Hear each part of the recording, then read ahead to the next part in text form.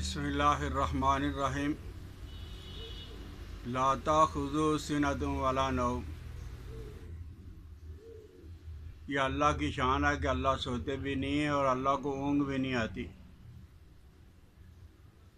اس کے علاوہ دنیا میں جتنے بھی انسان ہیں ان کے لیے نیند کا آنا بہت ضروری ہے، اور کبھی کبھی کسی ڈپریشن، ٹینشن یا کسی وجہ سے انسان کو نیند نہیں آتی، وہ بے خوابی کا مریض بن جاتا ہے، اور جب یہ بے خوابی ہوتی ہے تو زندگی انسان کی حیران ہو جاتی ہے۔ غصہ، چڑچڑاپن، نہ دن کو سکون نہ رات کو آرام۔ اور یہ معاشرے میں آپ دیکھو گے کہ کتنے ہی لوگ آپ کو بے خوابی کے مل جائیں گے۔ طلباء جو پوزیشن لینے کے چکر میں ہوتے ہیں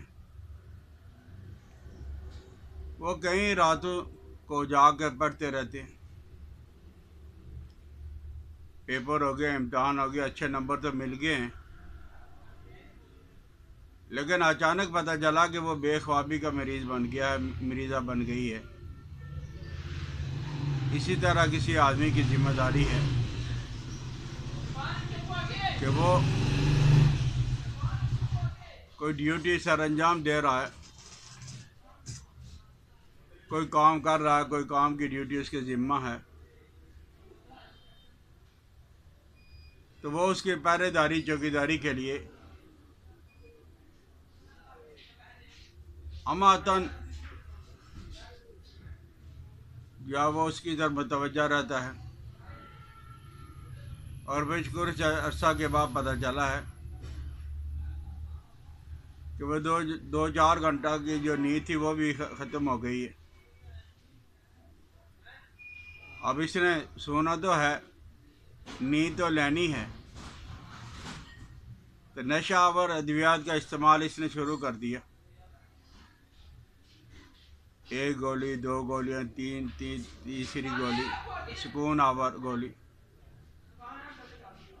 اور اس کے بعد پتہ چلا کہ کچھ سالوں کے بعد وہ گولیاں بھی اثر نہیں کرتی۔ تو اللہ جل جلالہ و من والوں نے نیند میں ہمارے لیے بہت سکون رکھا ہے۔ اس میں ایک بات مجھے یاد آئی ہے، ہمارے پاکستانی اجمی علماء کا ایک وفد یہ سعودیہ مکہ مکرمہ میں گیا ہے عمرہ کرنے کے لیے۔ تو وہاں کے علماء کو جب پتہ چلا تو وہ آئے ملنے کے لیے، اور ملنے کے بعد کہنے لگے کہ تبیانا لکل شیء،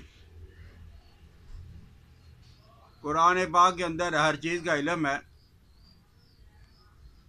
تو آپ ہمیں یہ بتائیں کہ بیت اللہ کے دروازے جو ہے وہ کیوں کھلے رہتے ہیں اور مسجد نبوی کے دروازے کیوں بند ہو جاتے ہیں؟ تو علماء اکرام نے یہ کہا کہ بھائی بیت اللہ، مسجد نبی جو ہے وہ بعد میں بنی ہے، قرآن پاک پہلے اترا ہے۔ انہوں نے کہا ہمیں نہیں پتہ، ہمیں جواب دے کے جائیں آپ۔ تو ان علماء اکرام میں ایک حافظ الحدیث اور حافظ قرآن عبداللہ درخواستی رحمۃ اللہ علیہ ہوتے تھے، اور وہ کہا کرتے تھے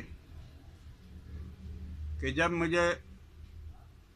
حدیث کی سمجھ نہ آئے تو محمد رسول اللہ صلی اللہ علیہ وسلم کے روزے کو دیکھتا ہوں تو مجھے حدیث سمجھ آ جاتی ہے،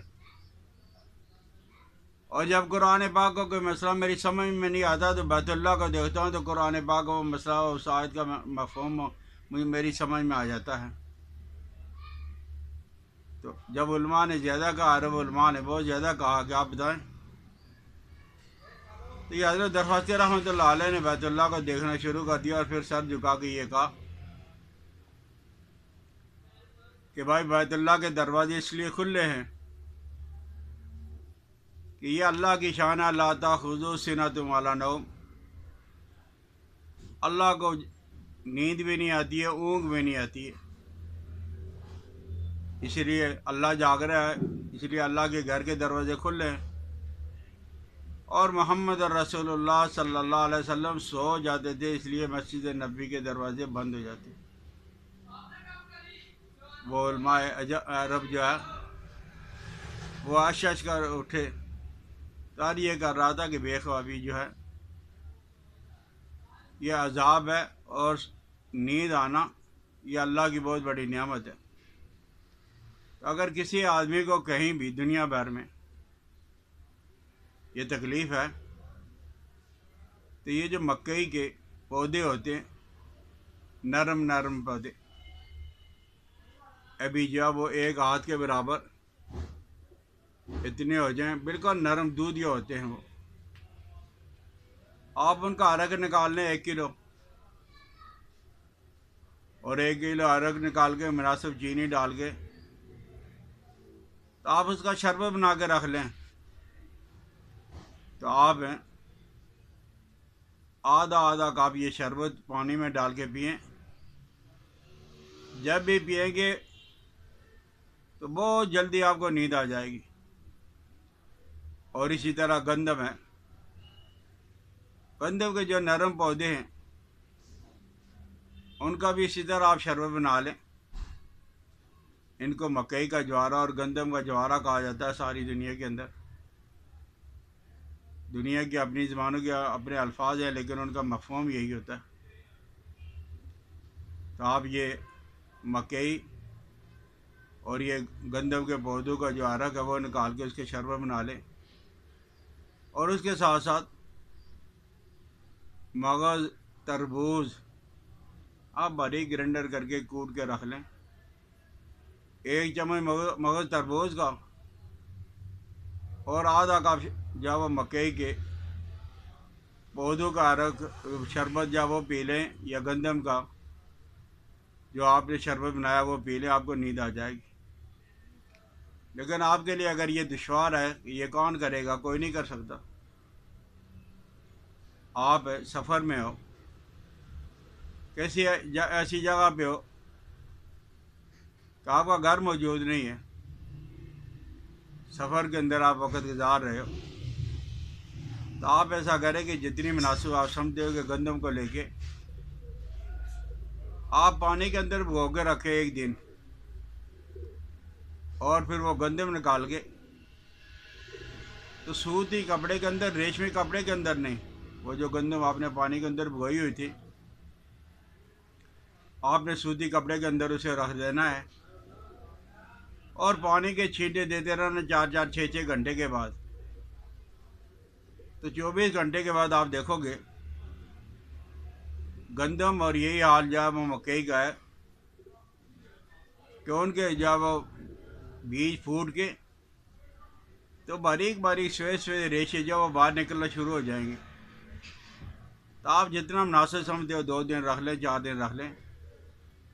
اب آپ ان کو گوڑ لیں، رگڑ لیں، پیس لیں، جیسے مرضی کر لیں، پانی ڈال کے، دودھ ڈال کے، تو آپ انہیں استعمال کریں، اور یہ بھی وہی اثر کریں گے جو شربت کر رہا ہے۔ تو آپ اس چیز کا استعمال کریں، کوشش یہی کریں کہ زہریلی اور نشے والی میڈیسن کا استعمال نہ کریں، بے خوابی روز بروز بڑھتی جائے گی۔ اس کے استعمال سے انشاءاللہ العزیز ہے آپ کو نیند آنا شروع ہو جائے گی، اور جو تھکاوٹ تھی، ڈپریشن تھی، ٹینشن تھی، بے خوابی تھی، وہ زیادہ عرصہ نہیں، مہینوں تک نہیں۔ سکون آور میڈیسن، ادویات کا استعمال تو آپ سال سے کر رہے ہو، اور یہ جو مکئی اور گندم کا جوارہ ہے، اس کا شربت ہے، اس کو اصلی حالت کے اندر آپ نے کوٹ کے، گرینڈر کر کے، باریک کر کے، دودھ پانی ڈال کے آپ نے استعمال کرنا ہے۔ تو صرف 1 ہفتہ آپ استعمال کر کے دیکھ لو گے کہ انشاءاللہ العزیز آپ کا دماغ بھی فریش ہوگا، کھانا پینا آپ کا ہضم ہوگا، قبض آپ کی رفع ہو جائے گی، اور بولنے میں، بھاگنے میں، پڑھنے میں آپ کو دلچسپی محسوس ہوگی، تو آپ اس چیز کا فائدہ اٹھائیں، اور یہ گندم کا جوارا یا مکئی کا جوارا، گندم اور مکئی کے بھگو کے آپ استعمال کریں، اگر فائدہ ہو تو آپ کا کوئی بھائی دنیا میں کئی بے خوابی کا اگر مریض ہے تو آپ اس کو مکئی اور گندم کے اس طریقے کے مطابق جا وہ علاج کروائیں، انشاءاللہ العزیز سے سکون ملے گا۔ تو آپ نے اگر مکئی اور گندم کے اس جوارے کو استعمال کیا، شربت کو استعمال کیا، آپ کو سکون ملا، تو دوسرے دوستوں کے ساتھ شیئر بھی کر لینا۔ میری حوصلہ افزائی کے لیے سبسکرائب بھی کریں۔ حکیم الیاس عبدالی کو اجازت دے۔ السلام علیکم ورحمۃ اللہ وبرکاتہ۔